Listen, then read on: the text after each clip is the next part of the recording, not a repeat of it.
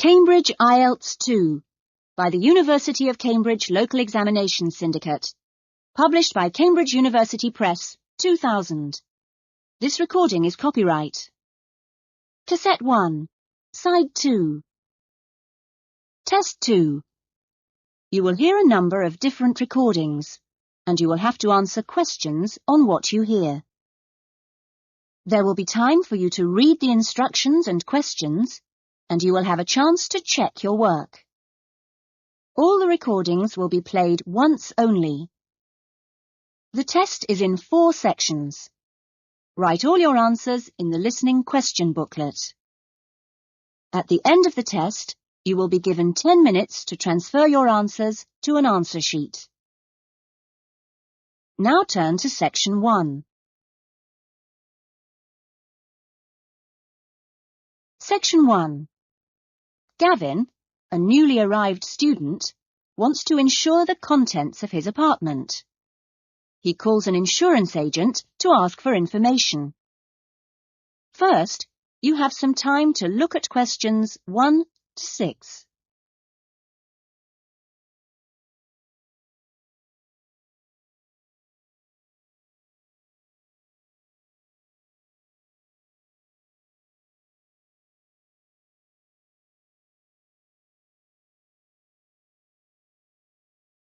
You will see that there is an example that has been done for you.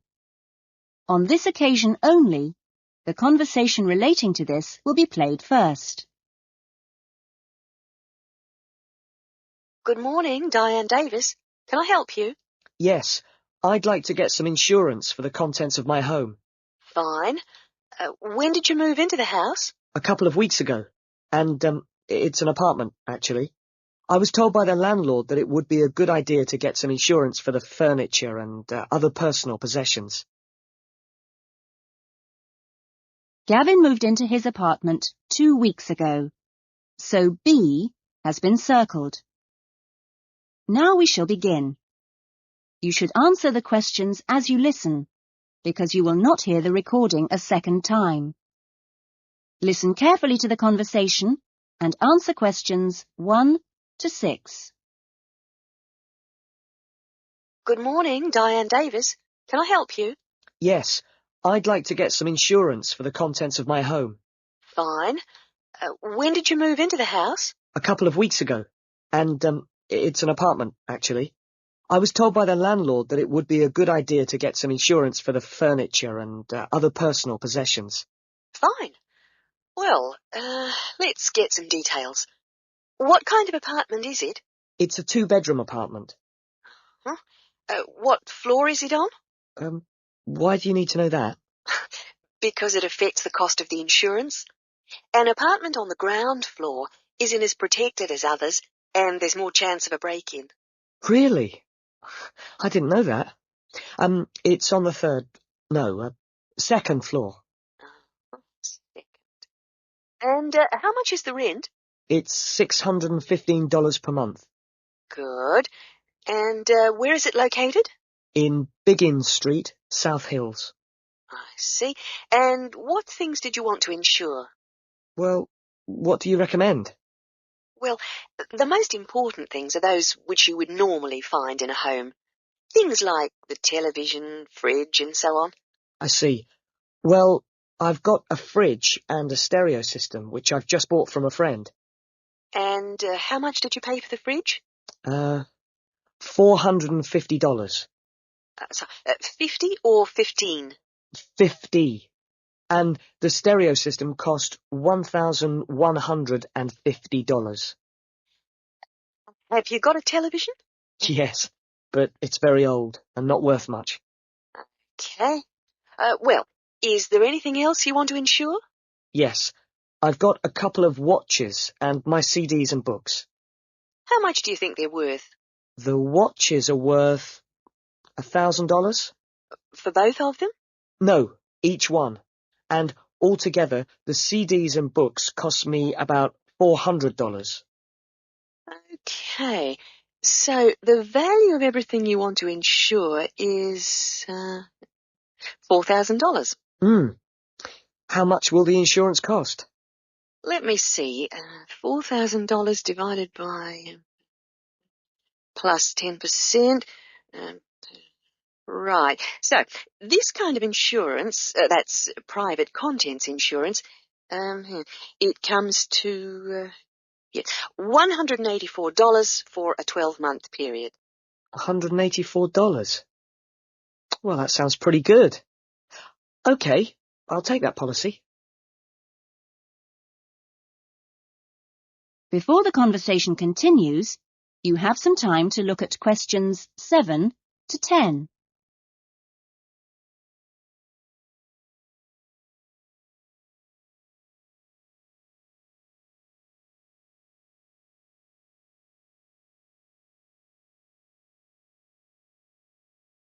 Now listen carefully and answer questions 7 to 10. Can I arrange the policy over the phone? Sure. Just let me get the details down. So, that's Mr. Gavin Murray. That's Murray. And the address is? It's 16C, Biggins Street, South Hills. Okay. 16C, Biggins Street, South Hills? That's right. It's 2 words. South Hills. And your date of birth is? 12th of November, 1980. And your contact number? Home phone number is 9872 4855. Right. And, you're Australian? No, I was born in London, although my mother is from Tasmania. Oh, really? Whereabouts? Hobart. I see. Interesting place. Now, are you working at the moment? No, I'm a full-time student at Sydney University. Right. Good. That is the end of section 1. You will now have half a minute to check your answers.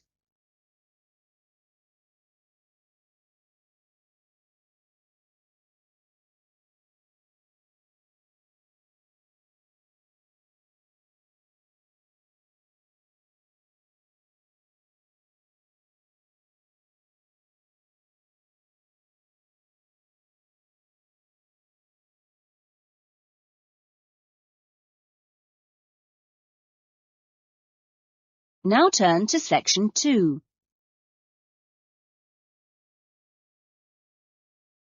Section 2. You will hear an address by the college president welcoming new students to a residential college. First, you have some time to look at questions 11 to 14.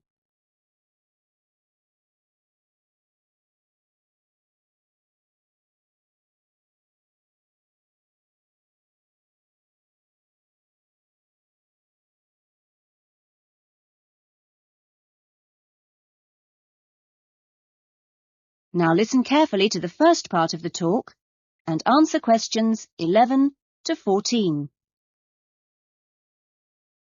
Well, good morning, everyone. It's good to see you all here. Welcome to Smith House. Smith House, as you may or may not know, is one of the oldest residential colleges of the university. As you can see, the building you're in now, which contains this main lounge, the dining room, the recreation room, the kitchen and the offices, was part of the original old house built in the 1840s to be used by the family of George Smith. That's, of course, how the house and college got their names. The original house was converted into a residential college for the university in 1940, and since then has continued to be added on to and modernised.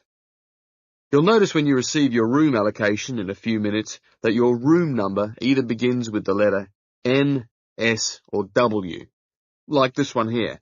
The first letter refers to the 3 wings of the college, which come away from this main building.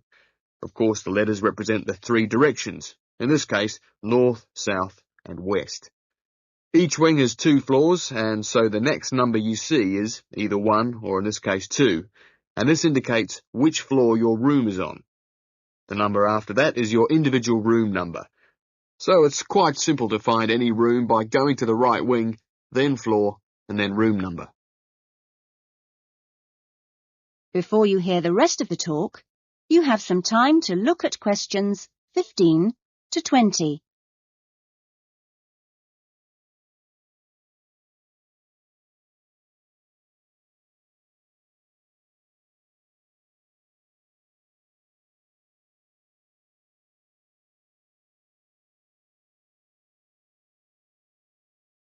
Now listen carefully and answer questions 15 to 20.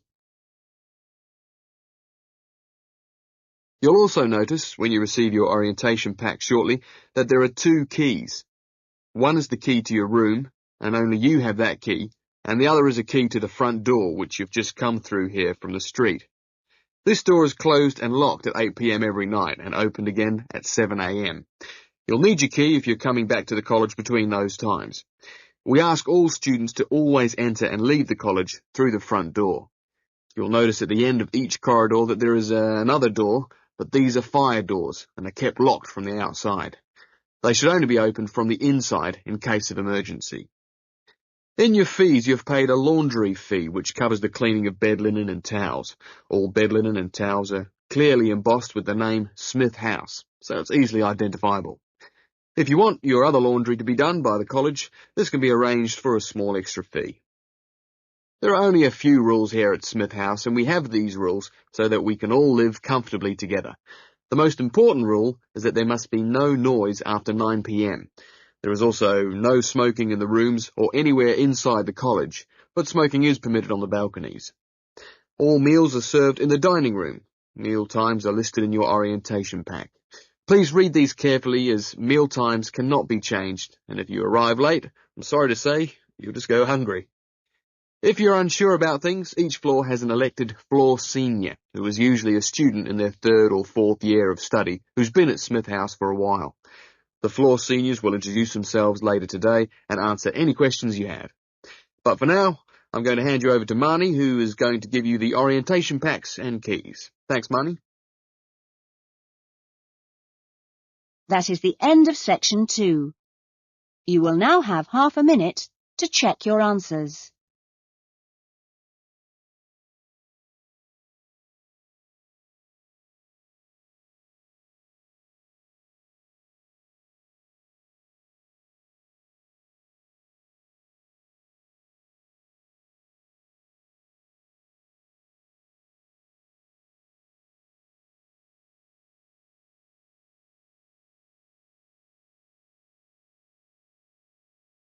Now turn to section 3. Section 3. You will hear a conversation between two students, Lynn and Robin, who are discussing an assignment. First, you have some time to look at questions 21 to 30.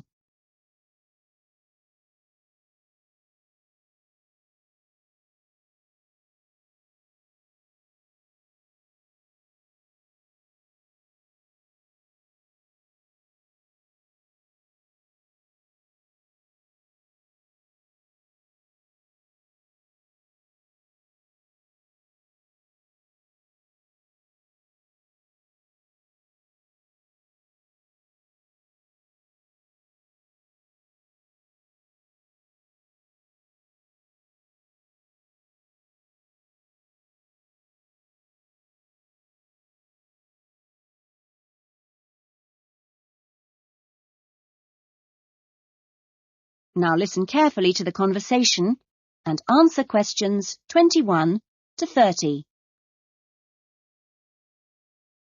That essay we have to write, the one on how children learn through the media, how are you planning to write it? Well, I've given it some thought, and I think that the best way to approach it is to divide the essay into 2 parts. First of all, we'd have to look at some examples of each type of media. Yes, what they are.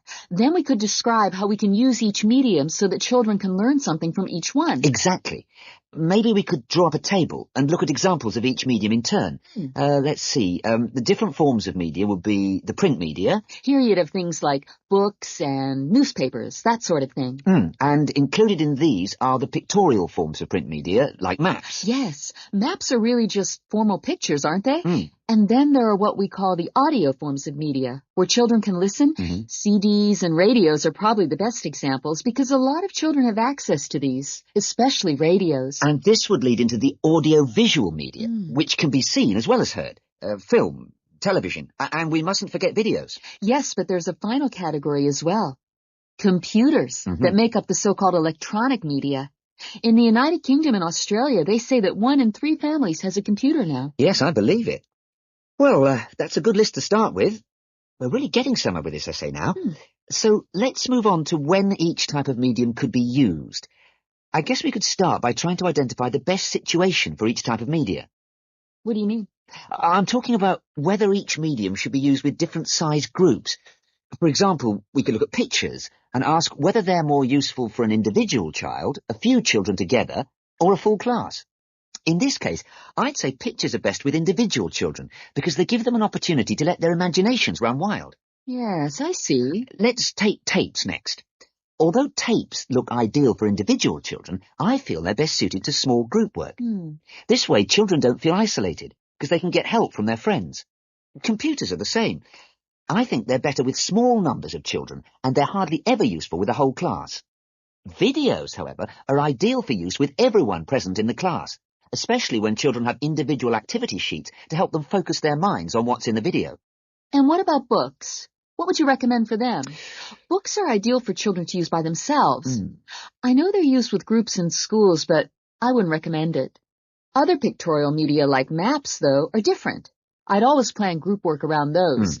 Give the children a chance to interact and to share ideas. I agree. Teachers often just leave maps on the wall for children to look at when they have some free time. But kids really enjoy using them for problem solving. Yes. Different people have different ideas, I suppose. Yeah, and different teachers recommend different tools for different age groups.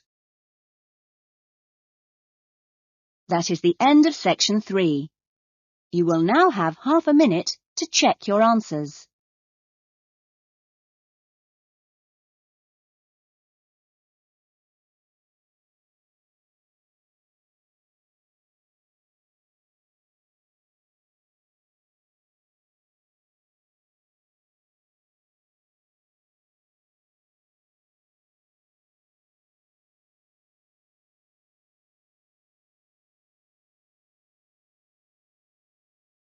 Now turn to section 4. Section 4.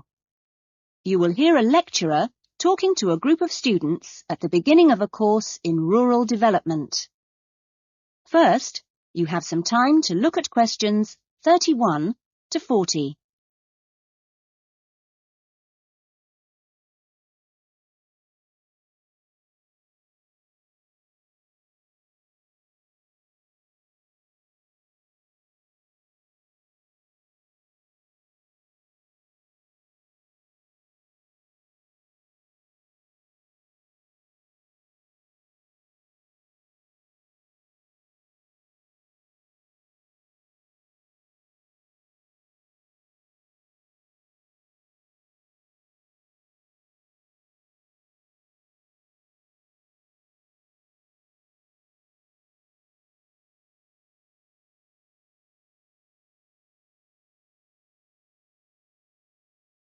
Now listen carefully to the talk and answer questions 31 to 40. I hope that this first session, which I've called an Introduction to British Agriculture, will provide a helpful background to the farm visits you'll be doing next week. I think I should start by emphasising that agriculture still accounts for a very important part of this country's economy. We are used to hearing the UK's society and economy described as being industrial or even post-industrial. But we mustn't let this blind us to the fact that agriculture and its supporting industries still account for around 20% of our gross national product. This figure is especially impressive, I think, when you bear in mind how very small a percentage of the UK workforce is employed in agriculture. This is not a recent development. You would have to go back to 1750 or so to find a majority of the workforce in this country working in agriculture. By the middle of the next century, in 1850 that is, it had fallen sharply to 10%, and then to 3% by the middle of the 20th century. And now just 2% of the workforce contribute 20% of GNP. How is this efficiency achieved? Well, my own view is that it owes a great deal to a history over the last 50 or 60 years of intelligent support by the state, mainly taking the form of helping farmers to plan ahead. Then the two other factors I should mention, both very important, are the high level of training amongst the agricultural workforce, and secondly, the recognition by farmers of the value of investing in technology. Now, although the UK is a fairly small country, the geology and climate vary a good deal from region to region. For our purposes today, we can divide the country broadly into three. I've marked them on the map here. The region you'll get to know best, of course, is the north, where we are at present. The land here is generally hilly, and the soil's thin. The climate up here, and you've already had evidence of this, is generally cool and wet. As you'll see next week, the typical farm here in the north is a small, family-run concern, producing mainly wool and timber for the market. If we contrast that with the eastern region, over here, the east is flatter and more low-lying, with fertile soils and a mixed climate. Average farm size is much bigger in the east, and farms are likely to be managed strictly on commercial lines. As for crops, well, the east is the UK's great cereal-producing region. However, increasingly significant areas are now also given over to high-quality vegetables for supply direct to the supermarkets. The third broad region is the west, where it's a different story again. The climate is warmer than in the north and much wetter than in the east. The resulting rich soils in the west provide excellent pasture, and the farms there are quite large, typically around 800 hectares. The main products are milk, cheese and meat. So, clearly, there are marked differences between regions. But this does not prevent quite a strong sense of solidarity amongst the farming community as a whole, right across the country. This solidarity comes in part from the need to present a united front in dealing with other powerful interest groups, such as government or the media. It also owes something to the close cooperation between all the agricultural training colleges, through which the great majority of farmers pass at the beginning of their careers. And a third factor making for solidarity is the national structure of the Farmers' Union, of which virtually all farmers are members. Finally, in this short talk, I'd like to say a little about the challenges facing farmers in the next century. That is the end of section 4. You will now have half a minute to check your answers.